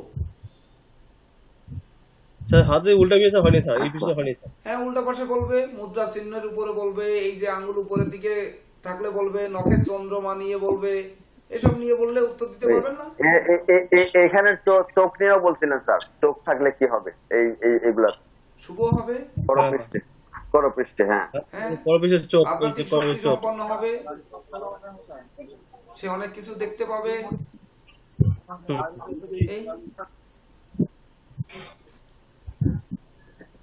আচ্ছা, এইবার আমরা কিন্তু সংখ্যা তত্ত্বে প্রবেশ করে ফেলি অল্প সময়ের মধ্যে। যেমন সংখ্যা তত্ত্ব প্রশ্ন করলো এক সংখ্যা কোন গ্রহের সংখ্যা, এই রবির 3টি শুভ অশুভ দিক বলুন। আমরা বলতে পারবো না? হ্যাঁ স্যার পারবো স্যার। তাহলে 1 থেকে 9 পর্যন্ত যদি সংখ্যা তত্ত্বে প্রশ্ন করে যে 1 থেকে 9 পর্যন্ত 1 হচ্ছে রবি, 2 হচ্ছে চন্দ্র, 3 হচ্ছে বৃহস্পতি, 4 হচ্ছে রাহু, 5 হচ্ছে বুধ, 6 হচ্ছে শুক্র, এইভাবে 9টা পর্যন্ত। এর শুভ অশুভ 3টি করে বাক্য বা 2টি করে বাক্য বলুন মৌখিক প্রশ্নে। আমরা বলতে পারবো? পারবো। হ্যাঁ স্যার পারা যাবে। হ্যাঁ, এইবার হচ্ছে যদি 1, 10, 19, 28 কোন সংখ্যা কোন গ্রহের প্রভাব রয়েছে এটা আমরা বলতে পারবো না? 1, 10, 19 এবং 28 এই সবাই রবির সংখ্যা। যেমন 2, তারপরে 11, তারপর হচ্ছে 2, 11, 20, 29 এগুলো সব চন্দ্রের সংখ্যা। এর মধ্যে পার্থক্য কি এটি যদি প্রশ্ন করে আমরা বলতে পারবো না? পারবো স্যার। হ্যাঁ স্যার পারবো। তাহলে এভাবে 1, 2 থেকে 9 পর্যন্ত গেলে আমরা বলতে পারবো না? 9, 18, 27 বলতে পারবো না? হ্যাঁ স্যার পারা যাবে। পারবো। তাহলে 9টা প্রশ্ন কিন্তু চলে গেল। যদি প্রশ্ন করে যে কোনো একটি দেশের নাম বলে তার সংখ্যা কত, সেই সংখ্যাটি ওই দেশের জন্য সুফলদায়ক না কুফলদায়ক, এর উপর 2টি কথা বলতে পারবো।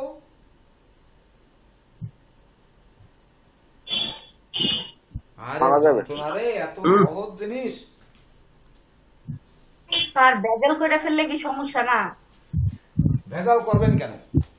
60টা ক্লাস করে ভেজাল করবেন কেন? যেমন ধরেন ইন্ডিয়া, INDIA, যেমন ধরেন বাংলাদেশ, BANGLADESH,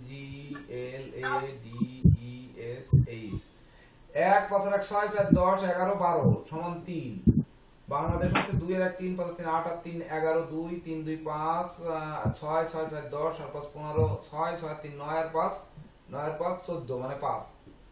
এর উপরে আমরা 3 আর 5 এর উপরে 2-3টি বাক্য বলতে পারবো না?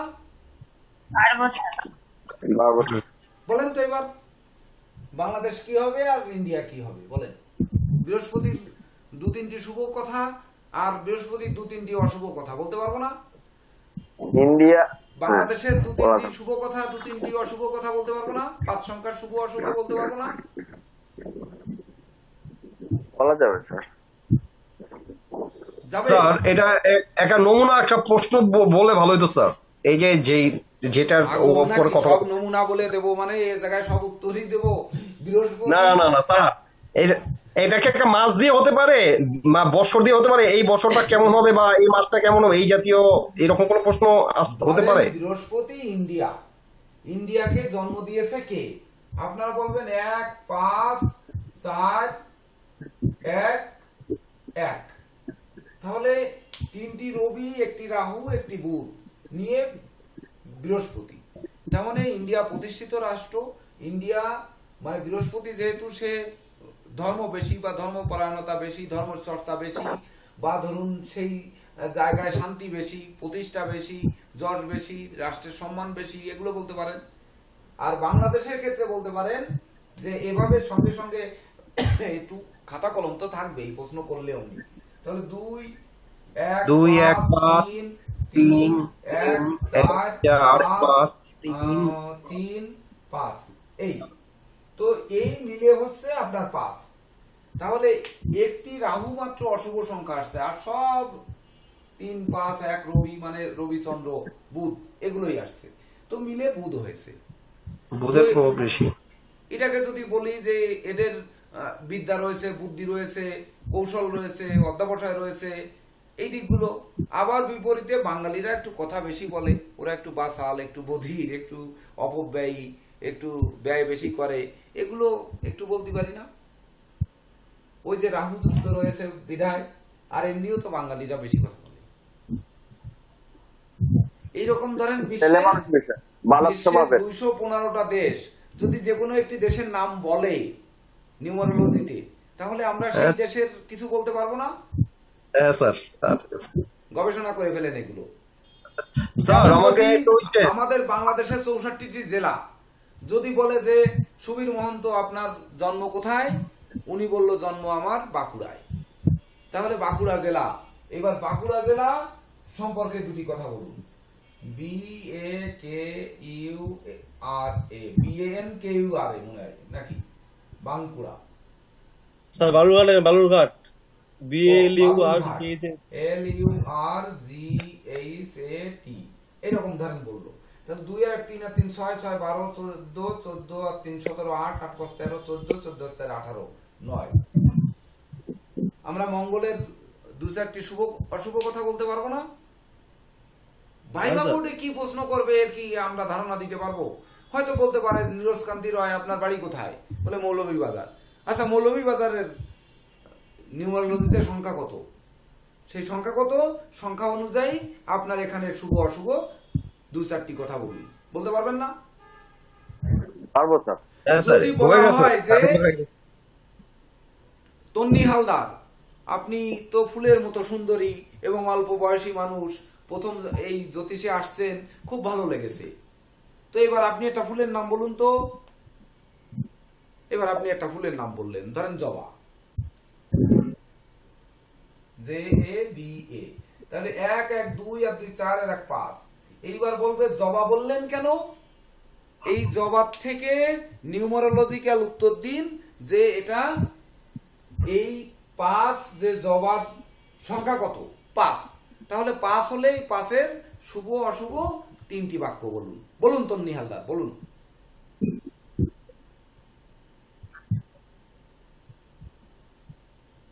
স্যার 5 হচ্ছে ভাগ্যের সংখ্যা। তারপরে ভালোই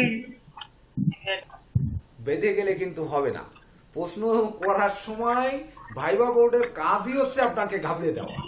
তাহলে আপনি তখন বলবেন যে স্যার 5, আমি নিশ্চিত বুদ্ধিমান মানুষ, আমি বিচক্ষণ মানুষ, আমি কৌশলী মানুষ, আমি অধ্যাবসায়ী মানুষ, স্যার এই গুণগুলো আমার মধ্যে রয়েছে, তাই আমি এই জ্যোতিষশাস্ত্র শিক্ষা এত কঠিন শাস্ত্র শিক্ষা নিতে আসছি।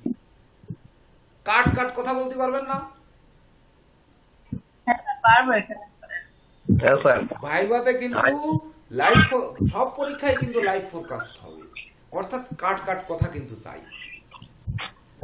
এইবার ধরেন হয়তো বললো যে ঠিক আছে, এইবার ইয়ের কাছে, কার কাছে জিজ্ঞেস করব, ভালো এলাকা, ধরেন মানুষ রায়, ঠাকুরগাঁয়েতে ধরুন ভালো কি ফল হয়, মানে ঠাকুরগাঁ, পঞ্চগড় ঠাকুরগাঁ, আম টাম তো ভালো হয়, আম লিচু, দিনাজপুরে লিচু ভালো হয়, তো ধরেন আম। এইবার ঠাকুরগাঁ মানুষ রায় আপনার বাড়ি, তো আপনার একটি ফলের নাম বলুন, আপনার ওখানকার সব থেকে ভালো যে ফল পাওয়া যায় একটি ফলের নাম বলুন। ধরুন একটি ফলের নাম বললেন, নিউমারোলজিক্যাল ব্যাখ্যা করুন। সেই ফলের নাম বলে আপনি নিউমারোলজির ব্যাখ্যা করতে বলল। আপনারা পারবেন না ব্যাখ্যা করতে? মানুষ রায় পারবেন? সবাই পারবেন?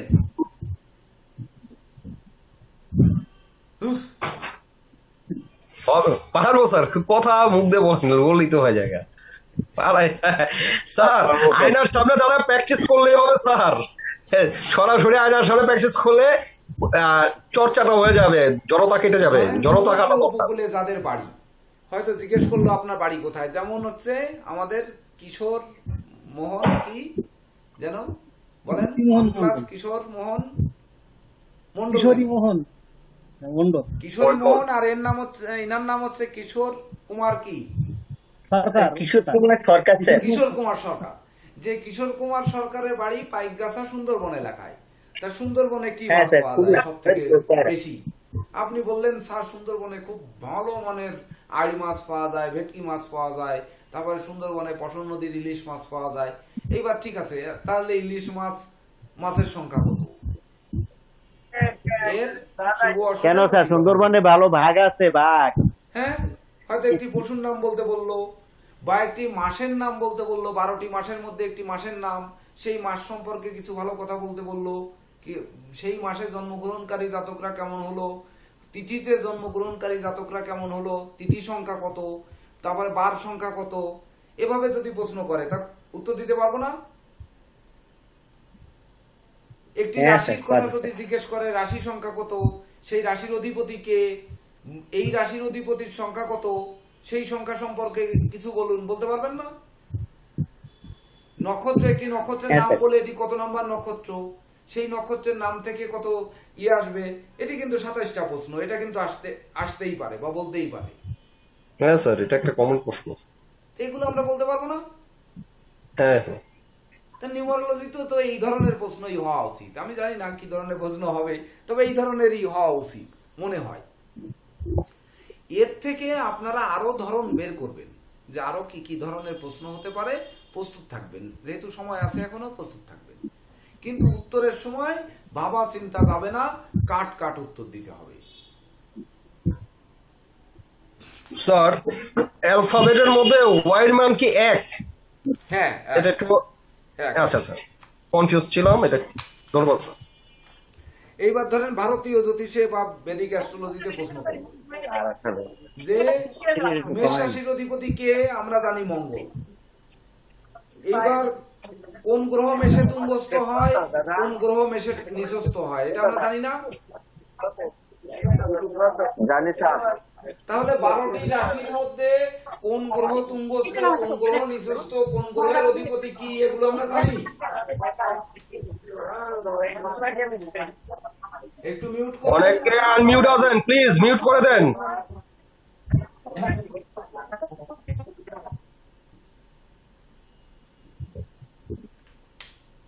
বারোটি প্রশ্ন কিন্তু করতে পারে রাশি দিয়ে, যে মেষের অধিপতি কে, তারপরে মেষে কোন গ্রহ তুঙ্গস্থ হয়, কোন গ্রহ নিচস্থ হয়। যেমন তুঙ্গস্থ হয় রবি, নিচস্থ হয় শনি, এটা বলতে পারবো না? হ্যাঁ স্যার, বলতে পারবো। বৃষে তুঙ্গস্থ হয় চন্দ্র, বৃষের নিচস্থ হয় কি হয়? বৃষে কোন গ্রহ নিচস্থ হয়? কেতু। কেতু স্যার, কেতু। তাহলে বলতে পারবো না কেন? এইবার কোন মানে ধরেন মূল ত্রিকোণ, যেমন শনির মূল ত্রিকোণ কোনটা, মঙ্গলের মূল ত্রিকোণ কোনটা, এটা বলতে পারবো না? হ্যাঁ স্যার, বলতে পারবো। এই ধরনের প্রশ্ন হলেই তো চলে যাবে 9 × 108টা প্রশ্ন, যাবে না?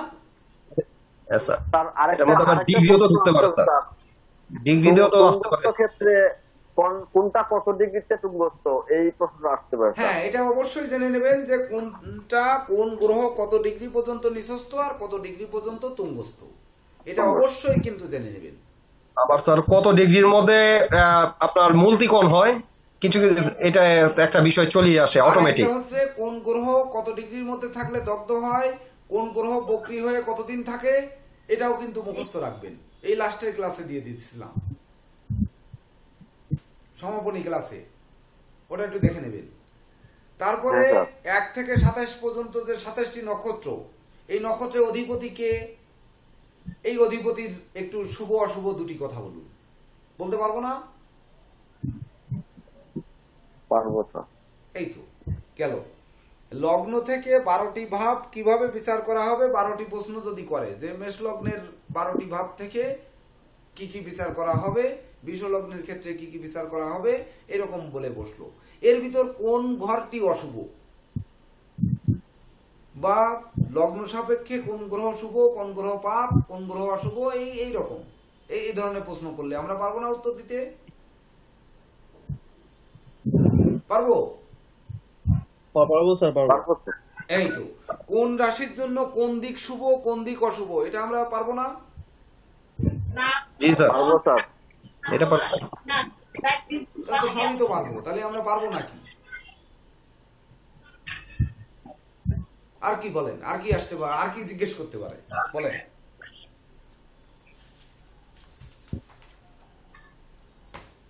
বলেন।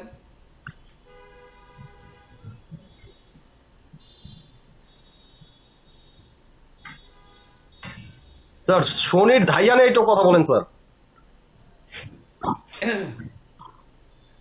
শনির ধাইয়া, তারপরে শনির 7.5, তারপরে হচ্ছে মাঙ্গলিক দোষ, তারপরে হচ্ছে কালসর্প দোষ, এগুলো প্রশ্ন সবই করতে পারে মৌখিক প্রশ্নে।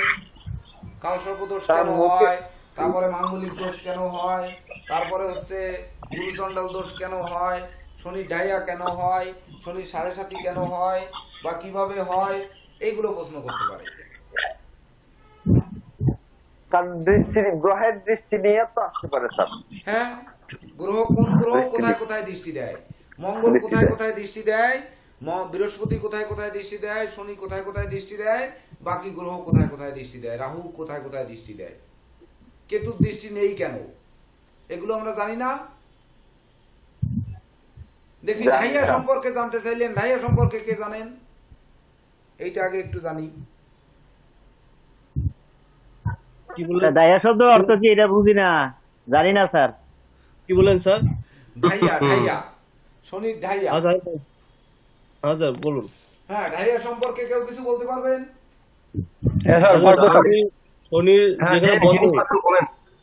যেখানে শনি বসে তার থেকে অষ্টম ঘর চতুর্থ ঘরের ধায়া পড়ে স্যার। অষ্টম আর ধায়া আলাদা থাকে। শনি যেখান থেকে বসে, হ্যাঁ, যেখান থেকে শনি বসে সেই রাশির অষ্টম থেকে যদি শনি থাকে, যে রাশির অষ্টমে শনি থাকে সেই রাশি ধায়া হবে, এবং যে রাশির চতুর্থ শনি পড়বে সেই রাশিতে ধায়া পড়ে স্যার। এই তাহলে চন্দ্র থেকে 4 নাম্বার আর 8 নাম্বার ঘরে শনি থাকলে ঢাইয়া হয়। হ্যাঁ, 4 নাম্বার থাকলে তো স্যার কণ্টক শনি, আর চন্দ্রের অষ্টমে থাকলে স্যার ধায়া, আর চতুর্থটা কণ্টক শনি বলে। কণ্টক শনি, ইয়েস, ওটাকে ধায়া বলে পুরোটা। অষ্টমে থাকলে এইটাই সঠিক। আর ওইসব প্রশ্নের উত্তর আমরা দিতে পারবো না। মাঙ্গলিক দোষ, কালসর্প দোষ, তারপরে এই গ্রহের দৃষ্টি, এগুলো আমরা উত্তর দিতে পারবো না। সব পারবো?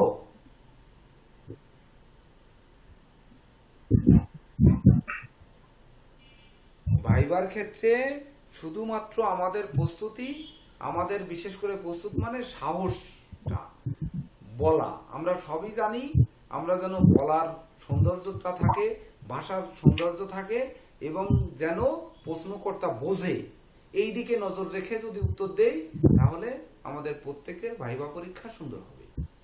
স্যার এই প্রশ্ন করতে যাচ্ছিলাম, যেমন এক্সাম্পল বৃহস্পতির জন্ম নক্ষত্র কে? এই প্রশ্ন কি এইভাবে হতে পারে? এটা তো বৃহস্পতির জন্ম নক্ষত্র। কি নক্ষত্র? বৃহস্পতির জন্ম নক্ষত্র কোনটি, বা এক্সাম্পল রবির জন্ম নক্ষত্র কোনটি? হ্যাঁ, এই জাতীয় প্রশ্ন হতে পারে। হ্যাঁ, তো প্রশ্ন হলে ওটা তো আমরা জানি। ওই যে নবতারা চক্র হিসাবে আমরা যেভাবে করি, এটি তো জন্ম নক্ষত্র। এটাই তো এমনও আসতে পারে যে আপনার মঙ্গলের ইষ্ট দেবতা কে, শনির ইষ্ট দেবতা কে, রবির ইষ্ট দেবতা কে, চন্দ্রের ইষ্ট দেবতা কে, এইটা প্রশ্নও আসতে পারে না? প্রশ্ন করতে পারে না? প্রশ্নকর্তা যদি দেখে যে সুবীর বাবুর মতো কপালে টিকি পরা, তাহলে ললাটে টিকি ধরা মানে উনি সাধু মানুষ, ওনাকে বললো যে ঠিক আছে তাহলে আপনি বলুন যে মঙ্গলের ইষ্ট দেবতা কি। তো উনি কি বলতে পারবে না? আমরা বলতে পারবো না?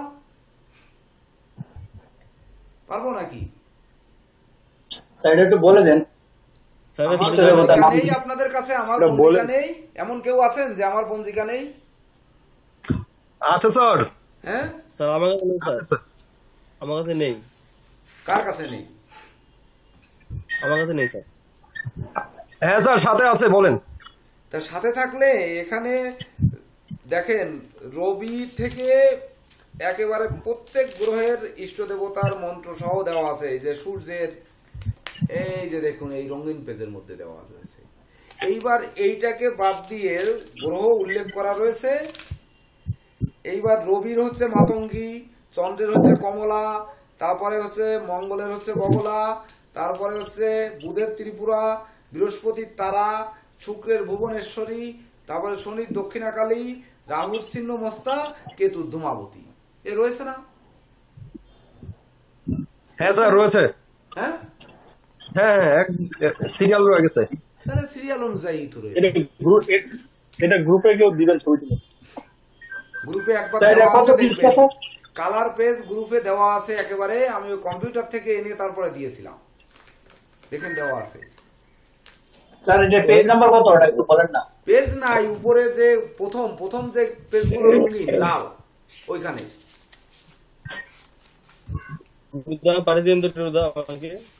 লালে হচ্ছে। স্যার কিন্তু গ্রুপে দিয়ে রাখছেন, স্যার গ্রুপে দিয়েছেন, ওই আমাদের ফেসবুক গ্রুপে দেওয়া আছে। 5 নাম্বার পেজ থেকে দেখেন, 5 নাম্বার পেজ, এই লালের 5 নাম্বার পেজ, এই ডান পাশেরটা থেকে দেখেন। এটা জিজ্ঞাসা করতেই পারে।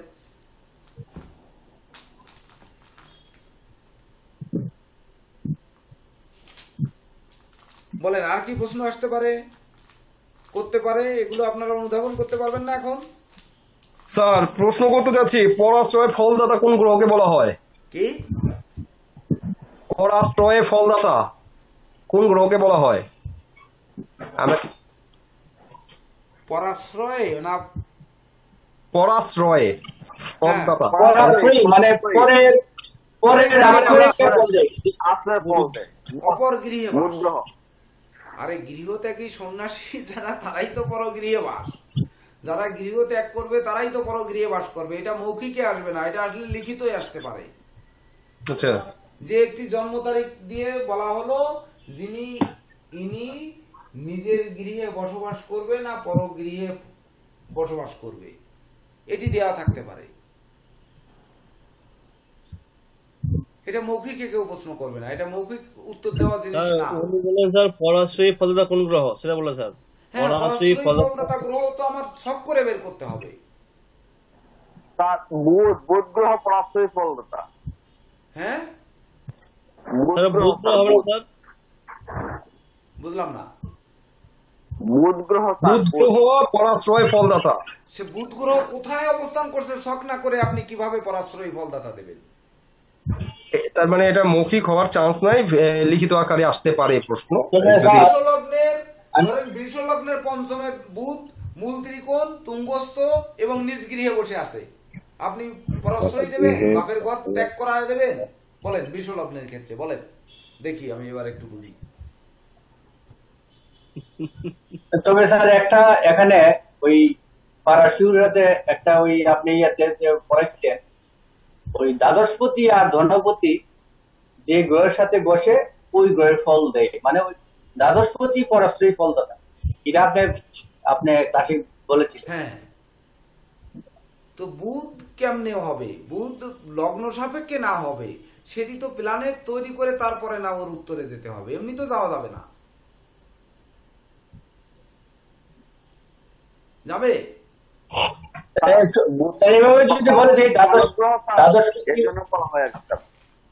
দ্বাদশপতি পরাশ্রয় ফলদাতা এইভাবে তো বলে দিতে পারি প্রশ্ন আসলে। এটা তো মৌখিকের প্রশ্ন না, এটা কি মৌখিকে উত্তর দেওয়া সম্ভব? বলেন সেটা। আচ্ছা স্যার, বুঝতে পারলাম। আচ্ছা স্যার, এই প্রশ্নটা আপনি আগে উত্তর দিয়েছেন, আজকে একটু রিভিউ হলে ভালো হয়। যে চাঁদ দেখে কিভাবে বোঝা যাবে জাতক অমাবস্যায় কিংবা পূর্ণিমাতে জন্মগ্রহণ করছেন? ওরে যন্ত্রণারে, অমাবস্যার পূর্ণিমায় যে সবসময়ের জন্য গ্রহের বামাবর্তে যদি চন্দ্র ঘোরে, মানে রবির বাম পাশে যদি চন্দ্র ঘোরে, তাহলে সেটি কৃষ্ণপক্ষ হয়, ডান পাশে হলে শুক্লপক্ষ হয়। তাহলে এই শুক্লপক্ষের যে যখন গিয়ে রবির সঙ্গে যখন সে যুক্ত হয় তখন হচ্ছে পূর্ণিমা হয়, আর যখন তার সপ্তমে থাকে তখন অমাবস্যা হয়। এই তো এর আর কি। বামাবর্তে চন্দ্র কৃষ্ণপক্ষ, ডানাবর্তে চন্দ্র শুক্লপক্ষ।